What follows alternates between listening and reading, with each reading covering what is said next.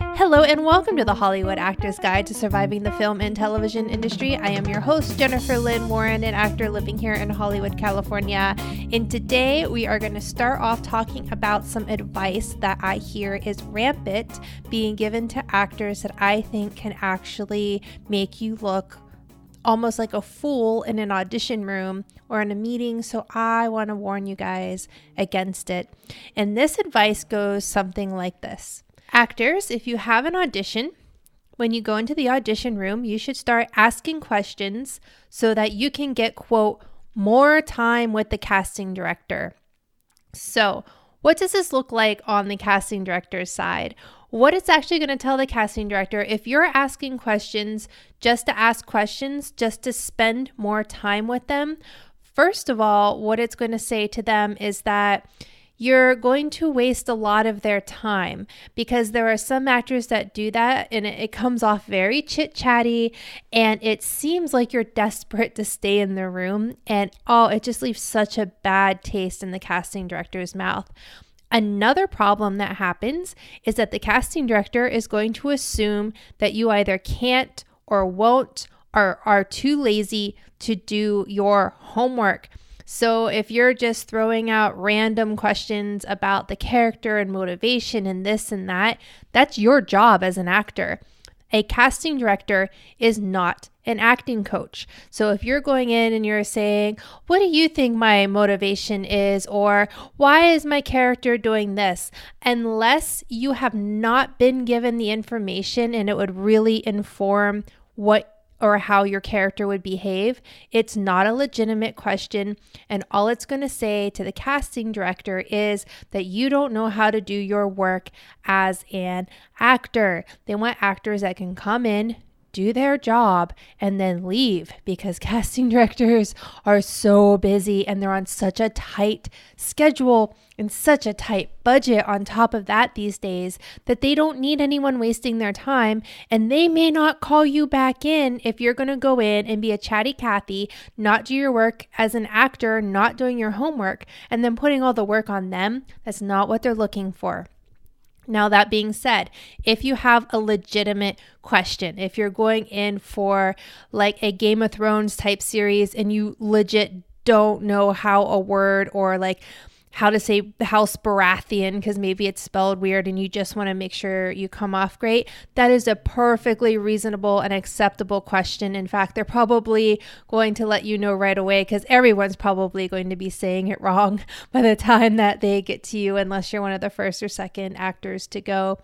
Or if you're reading a scene and they're not willing to give you your whole script and you legitimately have like, I'm not sure if this character is actually trying to be funny in this scene or if they're legit like a mean kind of person, you can ask questions like that if it's legitimate and if it's not wasting the time of the casting director. So do not go in and ask questions just to ask questions.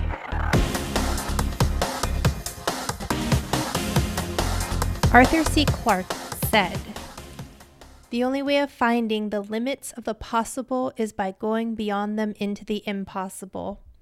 And when you look at acting and you look at the statistics of actors who, quote, make it in Hollywood and become household names, it's a pretty low statistic. You are more likely to get killed by a shark than you are to make it in this business. And yet here we are, guys, trying to do the impossible.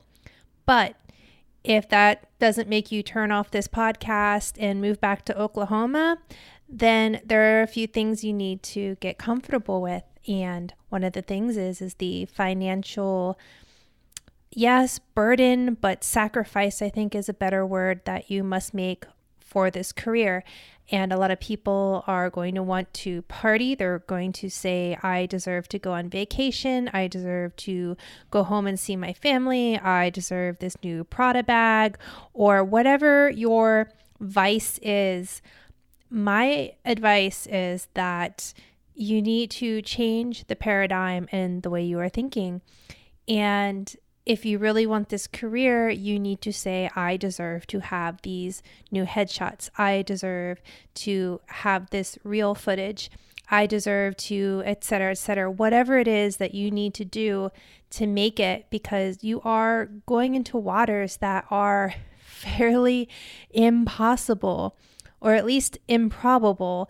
And so it's really up to you how much you are going to sink and how much you are going to swim, and what kind of sacrifices you're going to be willing to make to put yourself out there, to get yourself positioned to be in probable circumstances to get you ahead. And I don't say this to try to make you want to turn away from this business, because if it's in your blood, it's in your blood. We can't help ourselves, right? We just can't help ourselves. But I do say this because sometimes our friends and family like to guilt us, and they'll see that we posted new headshots and they'll be like, wow, those are amazing. How much did those cost? And you're like, well, they were $600 plus $150 for hair and makeup, plus I needed new clothes, so that cost me around $300, plus I need to upload everything to Actors Access. So, that's going to be like another $50 to $100 depending on how many photos I pick. Plus I need to put them on LA Casting. And you start running these numbers down, and your friends and family go, you're insane. I can't believe you're spending that much money just to have a picture you can show to what? A casting director to maybe get a job offer or opportunity or an audition. And you really need to see the bigger picture and just realize that you're worth spending that money on, and you're worth investing the time and the money in if you really believe in yourself as an actor.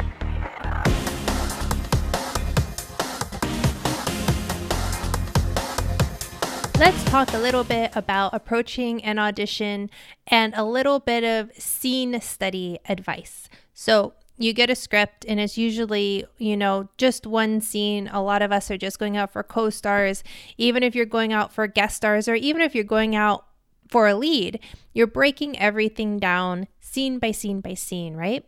And one question you need to ask yourself is, how does the character I'm playing in this scene move the story forward emotionally, right? And so every great script, unfortunately, not all scripts are great, I know, but it's up to you to make the script great. So if it's not there in the script, you need to somehow put it in the script for the writer and for production. So you need to figure out, okay, why my character's here, right? But it's more than that. There's always an emotional heart to a story. And sometimes the character that you're auditioning for and you're portraying, the purpose of them being there is to take the other person who probably has a bigger role in the scene, to get them to react in a way that moves them emotionally. Or if you're kind of like the quote star of the scene, then that character is doing something to you to move you forward emotionally, right?